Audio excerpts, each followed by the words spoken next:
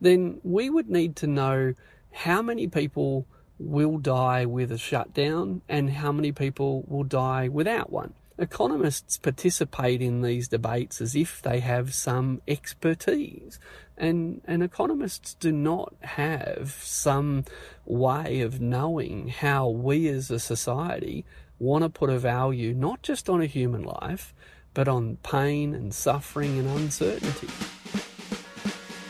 One for Mum, one for Dad, and one for the country. And there has never been a more exciting time to be an Australian. Budgets are about choices, Fran, and you show what you value through the choices you make. Dead, buried, cremated. This is coal. Don't be afraid. Don't be scared. The Treasurer. Australia's basically done for. We'll just end up being a third-rate economy. A banana republic. How good is Australia? Just follow the money. G'day, and welcome to Follow the Money, the Australia Institute's podcast demystifying the big economic issues in Australia and putting them in plain English. I'm Ebony Bennett, Deputy Director at the Institute, and we're recording this on Tuesday, the 28th of July, 2020. And there have been some renewed calls recently to end lockdowns and restrictions in a strategy most people dub Let It Rip. In other words, to let COVID-19 rip through the population because the economic costs of the restrictions is too great on the economy. I'm very sad to have to inform you that the total number of fatalities as a result of this virus has increased to 83. That's 6 additional deaths since we last updated you. No death is okay. But welcome to life. Death is part of life. And we are killing more people by keeping ourselves locked down than we are saving. Victoria today, there were 6 further deaths announced. There are 44 people tonight in ICU, 245 people in hospital. I mean, this is just heartless. It's horrible. And it's horrible what is happening to people. Why are you advocating for them to die? I'm not advocating for anybody to die. I'm advocating for the least people to die. Thinking about lifting some restrictions, and of course, government is going to have to say to people that will mean more people will die. To shut the whole country down, we could all sit in our bathrooms and you'd kill the virus, but you'd kill everything else. Look what we're doing to ourselves in our panic. To wear your mask and hide from the virus when all we needed was people to take a risk to get us to herd immunity. This week, 13 states saw a record number of cases and 7 states a record number of deaths. Local hospitals are experiencing a surge in deaths, and then that also means a surge on their morgue capacity to acquire refrigerated trailers to help with this response effort. Number one low mortality rate. It's famous city of the richest country in the world. They're digging mass graves for those who died of coronavirus with no next of kin. 24 hours later that we get the call from the same doctor, and his exact words were, "Your mother is dying from COVID-19. And, yeah. Follow the Money has already done an episode about how economists calculate the value of human life. That episode is called What is Your Life Really Worth? And we recorded that on the 14th of April. But in this episode, we thought it might be useful to talk about the limits of economics. Is a flat-out calculation of lives lost versus lives saved the best approach, or even a useful one? When is advice from economists useful? And how should economics be used for the greatest good? And I guess, when should we ignore it? So today I'm joined again by Richard Dennis, Chief Economist at the Australia Institute. G'day, Richard. G'day, Eb. Firstly, what does economics do poorly? What shouldn't it do? Economists have become like witch doctors in our society. When we have some complicated problem, when we have some multifaceted problem, when we're not quite sure what to do, it's so easy to say, let's look at the economic consequences, or let's get a cost-benefit analysis, or has someone done the economic modelling? And all of these phrases sound sciencey, and they sound impressive, and they sound objective. But what they do is they hide often. They simply conceal the complicated choices that we need to make, the complicated trade-offs associated with those choices. And perhaps worst of all, economists now conceal what we don't know. So, to take the example of COVID-19, no economist in Australia knows if and when we'll get a vaccine. No economist in Australia knows what would happen if we let it rip. And no economist in Australia knows what the value of my life or your life is.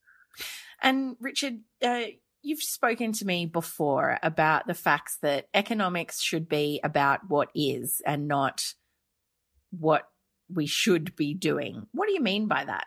Well, the first thing that we teach kids in first year economics is what you just said, that economics is supposed to be a discipline about what is, not what ought be, or not what should be. So economics defines itself rather grandiosely as the science of the efficient allocation of scarce resources. And these are important questions. You know, what should we make more of? What should we make less of? Who should get the things we make? Who should get the proceeds of the things we make? These are all important questions. But economics isn't supposed to answer the question of who should get what. It helps answer the questions of who could get what or who does get what. The should question is ultimately a democratic question or an individual question. It's not for me to say what job you should do. It's not for me to say what you should eat for dinner. And it's also not for me to say, as a citizen or an economist, whether you should like a Nordic approach of high taxes and great public services or an American approach of low taxes and terrible public services. There's no right answer to the way that a country should organise itself. And economists, having taught kids in first year that we shouldn't do should, unfortunately, economists have probably become the loudest voice for should in our democracy.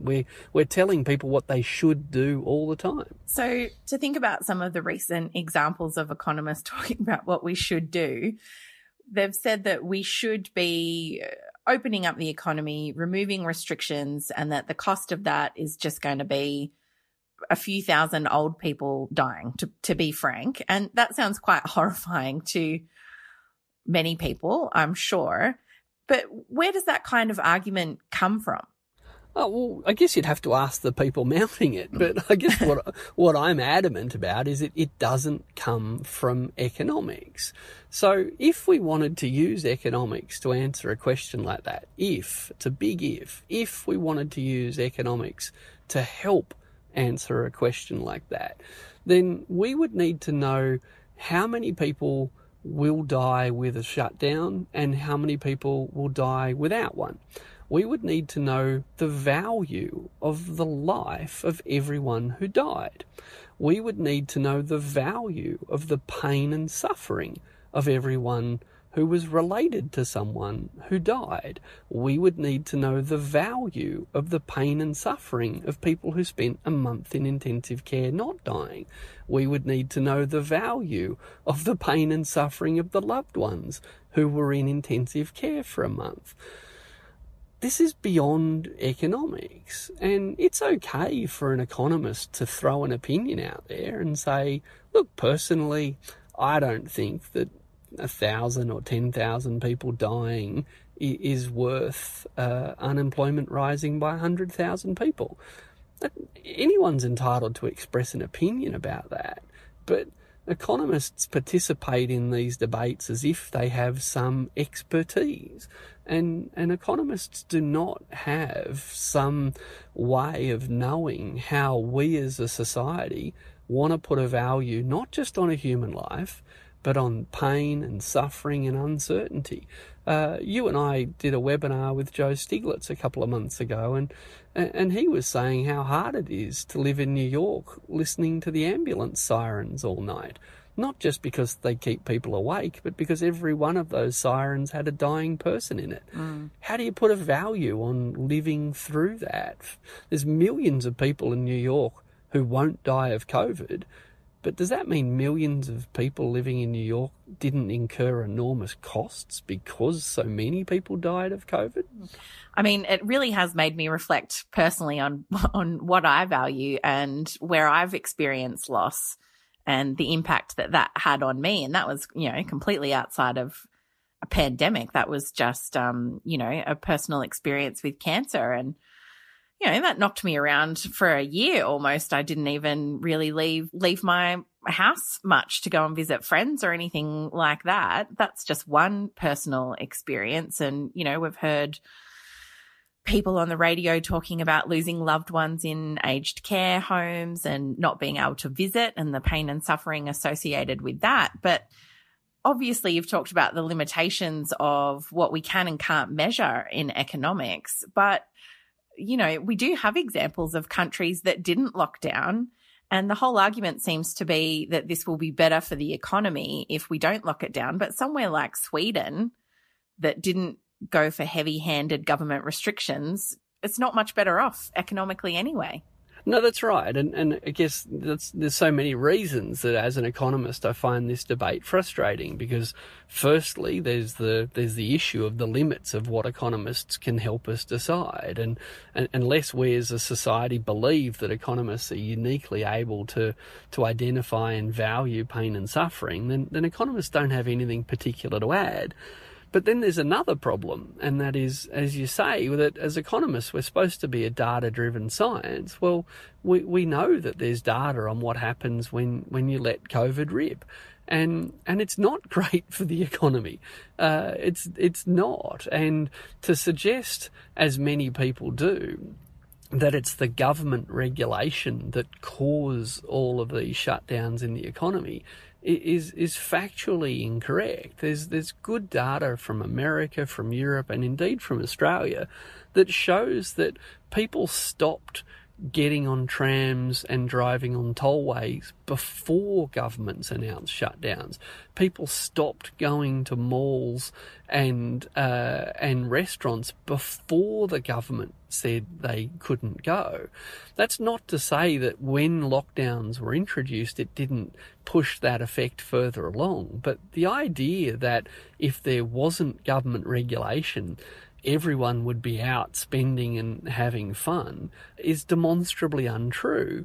And it's also dangerous. I mean, we saw a couple of months ago young people in Florida and in Alabama behaving exactly that way.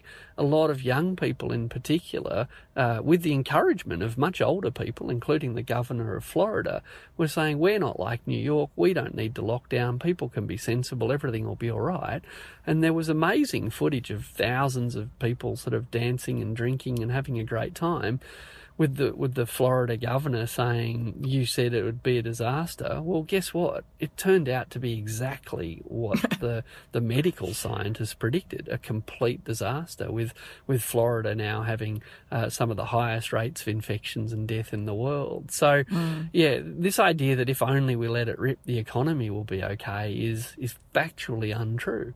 Yeah, I mean, again, not that anecdotes are in any way analogous to data, but myself, I remember going to the shops in Canberra one weekend and it was absolutely packed and no one was wearing a mask, and I just kind of turned around and left. I was like, not going to do my shopping today because it felt risky, even though there's, no community transmission in Canberra and hasn't been for a while.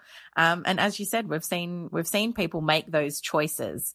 And so, Richard, you've also talked to me in the past about this idea of revealed preferences. For those of us who aren't economists, what's a revealed preference and what does it reveal? A revealed preference is a powerful analytical tool. A revealed preference refers to what you do rather than what you say you'll do. So you and I live in Canberra. So let's use a Canberra example. A lot of people from Canberra used to live in Sydney and they'll drive to Sydney on the weekend and to see their friends. And a lot of people will tell all their friends, hey, I'm coming to Sydney, it'd be great to catch up. And you might tell 10 people that you're coming to Sydney and 10 people that you'd like to catch up. And then at the end of the weekend, as you're driving back to Canberra, you realise you saw 2 of those people, not 10. Yeah. And, of course, the 8 people you didn't sell, you tell them you ran out of time. Now, you didn't run out of time. You revealed your preferences. You had a scarce amount of time and you spent it on other friends. You spent it on brutal, the people. Richard. Oh, economics is a brutal discipline. It is a brutal, brutal discipline. So there's 8 people that you kind of wanted to see if it was costless to see them, but it wasn't costless to see them. To see them involved you spending less time with the people whose company you really enjoyed. So rather than confront your second grade friends with the fact that they're second grade friends, we all have this socially polite thing where we say, I ran out of time. Well, you didn't run out of time. You spent your time on the people you wanted to spend it on. And that's okay. But this is why economists are so interested in revealed preferences. It doesn't matter that people say, I want to exercise more and eat healthy food and read books instead of watching reality TV. Economists typically roll their eyes when they hear all that because we think, I know what you're really going to do. You're going to sit on the lounge, eating some takeaway and watching Bachelor in Paradise. And how dare you, Richard? I do not do that. I was not talking about you, Ebony Bennett. I was not. But my point is that's fine, but it does matter what people do, not what people say. And I think economics has a lot of important insights that can help people understand choices, and it can help public debate if we're modest about it, if we're humble about it. But it's one thing for an economist to point out that the more time you spend with one group of friends, the less time you'll have to spend with another group, or the more of our land that we hand over for fracking and coal mining, the less of our land there'll be for farming or for koalas to live on. Economists have an important role in saying to people, here are some of the consequences of your choices. Here are what we call the opportunity costs.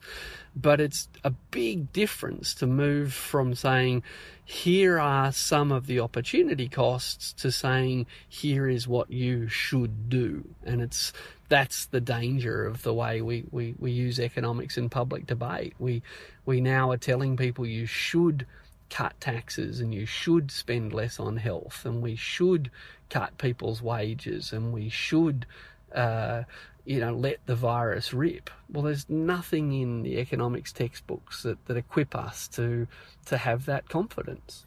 Sticking with revealed preferences for a while, I'm not sure if this is a revealed preference, but if economics is the efficient allocation of scarce resources, and that people, I guess, more or less will always do the thing that's more often than not the cheapest or that saves them the most money, that's sometimes an argument that comes through in economics. But revealed preferences, for example, it might be cheaper to buy a pizza than get a hamburger, but you might spend twice as much on a good hamburger if that's what you really feel like.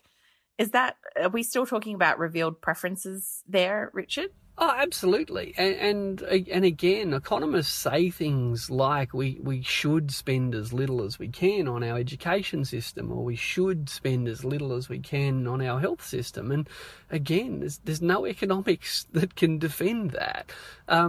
So we often talk as if people want to spend as little money as they can on things. But when we observe people's behaviour, we see the exact opposite is true.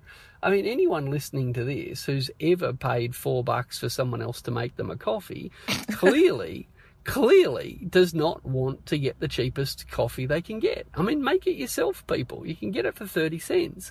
So why is it that as a society it's okay for me to spend far more than the minimum on coffee, far more than the minimum on clothes, far more than the minimum on a car, far more than the minimum on a house, but when it comes to the health system or the education system, I'm told if we don't shop in the bargain bin, I'm being reckless.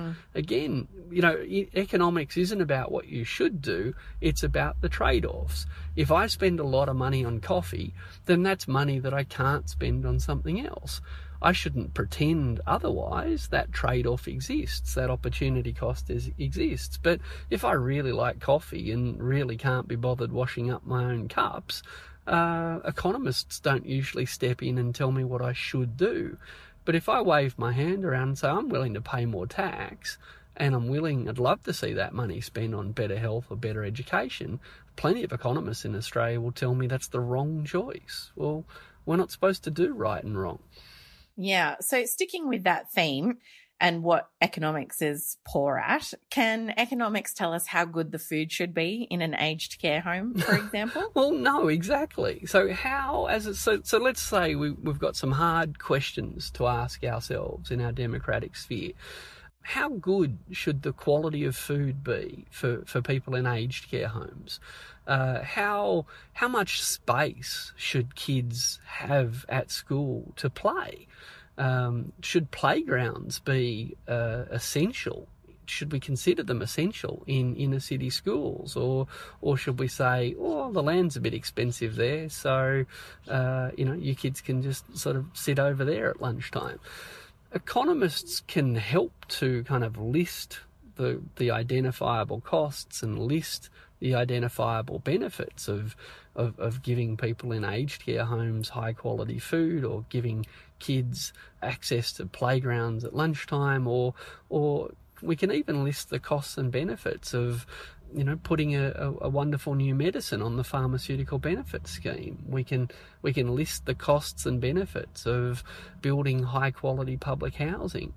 But ultimately, whether we want to give old people in nursing homes nice food, whether we want to give kids room to run around, and whether we want to give single parents, fleeing violence, somewhere nice and warm and safe to live, whether we want to do that, these are democratic questions. And we've got to be careful that we don't use economists and economics and modelling and cost-benefit analysis to simply hide our revealed preferences from ourselves. If you go to Sydney 10 times and you never visit a friend, here's a tip: you don't really want to see them.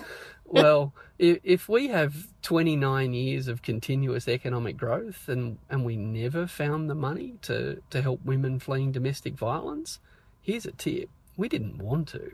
And we need to look ourselves in the mirror and confront those choices, not have economists prattle on saying, oh, the budget deficit and, oh, the must cut taxes. We need to confront our revealed preferences, and some of them are frankly quite horrible. Yeah, and I find it really interesting about when we do turn to economists. So it seems to me that when we want to spend money on social services, for example, we turn to economists to tell us that we can't afford to do it, more or less. But when we might restrict civil liberties for terrorism, to stop terrorism, for example, we never seem to turn to economists in those circumstances, even though the risk of terrorism in Australia is demonstrably been quite small. Why do we choose to use economics sometimes and not others?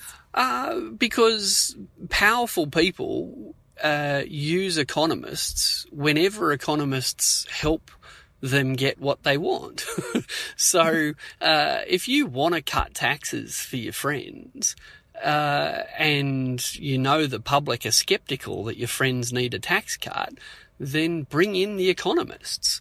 And the economists can come up with a whole bunch of ways to dress up your personal preferences as being in the national interest. Or imagine you want to build a big coal mine in the middle of some farmland, and all of the locals want to stop the mine. Well, bring in the economist to say, we need the mine because look at the economic benefits. But yeah, if you want to spend $500 million on doing up the National War Memorial, or you want to give billions of dollars worth of subsidies to the coal industry, well, yeah, you probably want to keep the economists away from that one. And power, democratic power, is the ability to sort of shape the rules by which the decisions are made. So, this is what we need to confront as a society, that, yeah, when we want to spend, tens of billions of dollars on tanks or fighter jets, there's no need at all to talk about economics and cost-benefit analysis. And, to come back to COVID, we've got plenty of economists now saying, well, so what if 10 or 15,000 people die? What about the costs? Well, does anyone for a minute think that if our intelligence services learned of a plan for terrorists to kill 15,000 Australians, that anyone would rush off to ask an economist what they think about that threat. Like, it's simply ridiculous. Yeah. Yet, you know, when it comes to climate change, should we prevent the world's atmosphere from heating? Should we prevent the world's oceans from rising? Oh, why don't we go check with an economist? What's the cost-benefit analysis? Yeah, what's the cost-benefit analysis? So again, economics, unfortunately, it doesn't have to be this way. It's not economics that's dangerous. It's the economists and the powerful people using them. You know, we've come to use economics as just this, as I said at the beginning, like, you know, they're witch doctors. They always tell power what it wants to hear. They always come down on the side of the people paying their bills, which isn't ironic. It's actually one of the assumptions in the economic models, that people act in their own self-interest. Yeah. So when we decide to use economics, and when we decide to use our gut instinct or appeals to national interest, when we decide to use economics is far more important, actually, than the economic tools themselves. That's a really important point. And I want to think about when people choose to put their economist hat on as well. So, you know, I know 6 months ago feels like 5 years ago now, but heaps of people were unemployed before the pandemic. The youth unemployment rate was pretty big before the pandemic, and I don't recall some of these economists being up in arms about the opportunity cost back then or what we should be doing about it. You know, these interventions, they're quite strategic sometimes about when we choose to put that economist hat on and intervene in a debate, compared to when we're just happy to be silent. Oh, absolutely. You know, and I think one of the most brutal but poorly understood realities of economic policy in Australia is that for the last 20 years, we have waged an incredibly expensive war, a secret war against inflation. And the soldiers in the war against inflation are the unemployed. So because economists don't like inflation, economists are terrified, collectively, of a breakout of inflation. So in Australia, we actually aim to, at any point in time, have around 600,000 or 700,000 unemployed people. We have a fancy term for it. It's called the NAIRU, the Non-Accelerating Inflationary Rate of Unemployment. And it's not top secret. Google it, NAIRU. The Reserve Bank, whenever unemployment falls, quote, too low, the Reserve Bank's been jacking up interest rates to make sure unemployment didn't fall too far. Now think about this. No successive governments, state and federal, generations of economists have gone along with the idea that hundreds of thousands of people should be unemployed in order for us to win a fight against inflation. But when the community and the health profession says, look, we've got to shut down the large parts of the economy to win a fight against a deadly disease, a whole bunch of economists pop up and say, oh, you can't have a fight against a disease if it costs someone their job. Well, that's fascinating, but that's new material because we've been keeping people unemployed for decades because we were so worried about an outbreak of inflation. And now the same economists that go along with that, brackets, I'm not one of them, close brackets, many of the same economists who are happy to throw hundreds of thousands of livelihoods on the heap in order to win a fight against inflation are saying it's somehow morally indefensible to have any policy that might lead to unemployment in the fight against either climate change or COVID-19. Yeah. Richard, what is economics good at?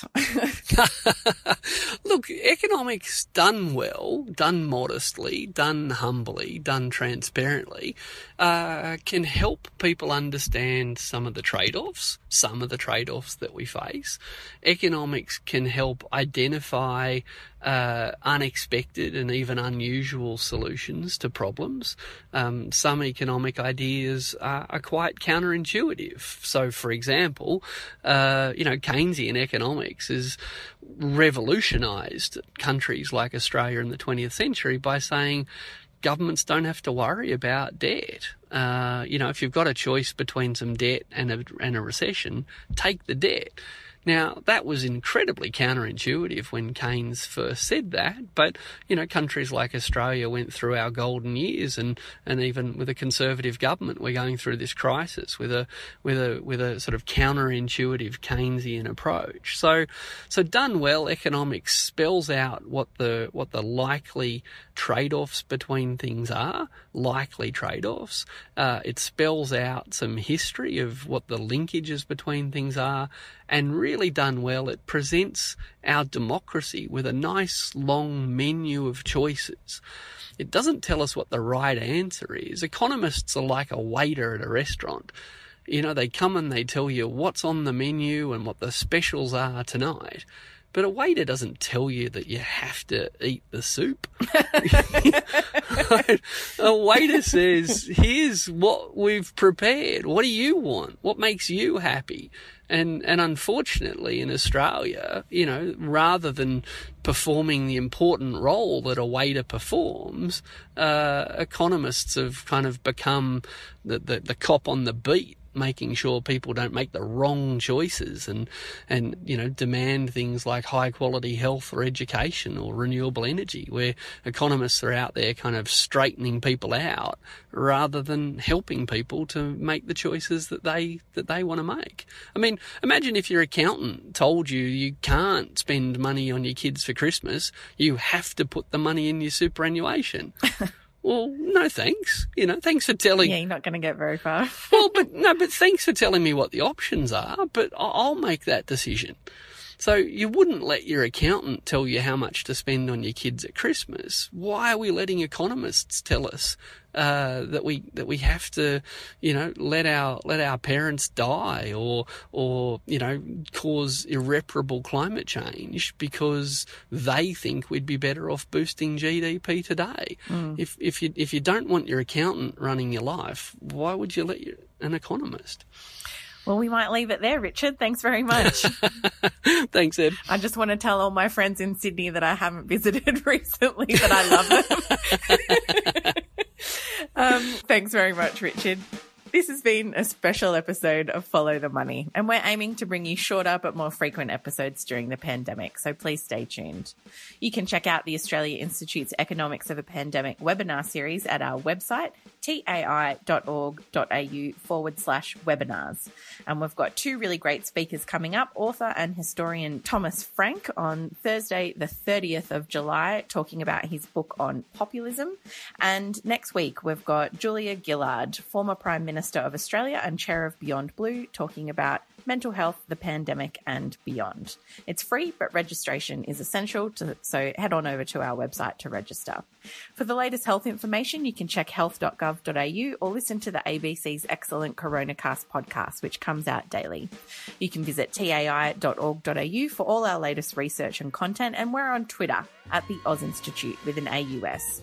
My Twitter handle is Ebony_Bennett with a _N_T, and Richard Dennis is at RDNS_TAI. This episode was produced by Jennifer Macey with help from Lucy Law, and our theme music is by Jonathan McFeet from Pulse and Thrum. Keep washing those hands, make sure you've got a mask, stay safe, and stay 1.5 meters away, and thanks for listening.